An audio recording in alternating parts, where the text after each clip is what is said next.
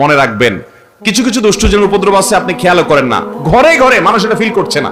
বহু মানুষ হাহাকার করছে, আমরা রাকির নাম্বার দিয়ে রাকিদেরকে রেফার করে কুলাতে পারছি না, এই পরিমাণ মানুষ আক্রান্ত।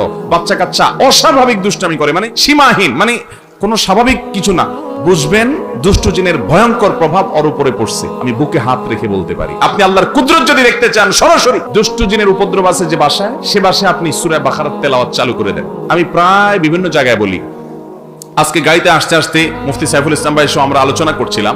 সাইফুল ইসলাম ভাইয়ের কাছে আমার সামনে একটা ফোন আসলো, উনি ধানমন্ডি তাকওয়া মসজিদের খতিব, ওখান থেকে বলে যে ধানমন্ডির মতো রিচ এলাকাতে, সব ধনীদের এলাকা, সারা দেশের বড় বড় পয়সাপাতি যাদের তারা থাকে, ব্যবসায়ীরা থাকে, মন্ত্রী মিনিস্টাররা থাকে, বলছে এই এলাকাতে, উনি যেহেতু ওখানকার বড় মসজিদের খতিব তাকওয়া মসজিদের, উনি বললেন যে ভাই এত পরিমাণ জিনে ধরা রোগী এবং ব্ল্যাক ম্যাজিক অর্থাৎ জাদুগ্রস্ত রোগীর খবর আসছে বলার মতো না। আমি বলি ভাই আমারও তো একই অবস্থা, আমার কাছে যত ফোন আসে দেশের একেবারে সর্বোচ্চ লেভেল পর্যন্ত এমন এমন কিছু পদাধিকারী ব্যক্তিদের তরফ থেকে ফোন আসে, রিকোয়েস্ট আসে যে কল্পনাও করা যায় না যে এই লেভেলের মানুষগুলো পর্যন্ত সাফার করছে খুব মানে জটিল ভাবে।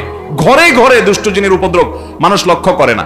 মনে রাখবেন, কিছু কিছু দুষ্ট জিনের উপদ্রব আছে, আপনি খেয়ালও করেন না। যেমন কথার কথা, বাসায় বাচ্চা কাচ্চা অস্বাভাবিক দুষ্টামি করে, মানে সীমাহীন, মানে কোনো স্বাভাবিক কিছু না।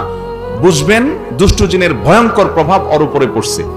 এবং অনেক রোগ আছে কিছু লোকের, দেখবেন যে এই রোগগুলোর কোনো ট্রিটমেন্ট করে কিছু হয় না, কোনো ডায়াগনোসিস হয় না, বহু চেকআপ টেস্ট, ডাক্তাররা আন্দাজ অনুমান করে বিভিন্নভাবে ট্রিটমেন্ট করেন, চেষ্টা করেন, কিন্তু কোনোভাবে ভদ্রলোক ভদ্রমহিলা সুস্থ হয় না। এরকম বহু রোগী দেখেছি আমি, যে কোনোভাবে সুস্থ হয় না।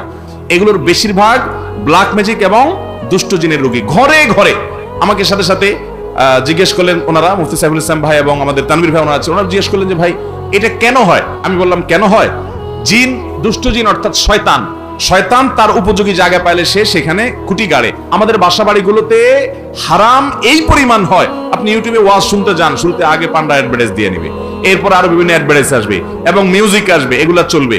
এই মিউজিক যেখানে থাকে সেখানে শয়তান আসবেই। আপনি এটা নিয়ন্ত্রণ করতে হবে।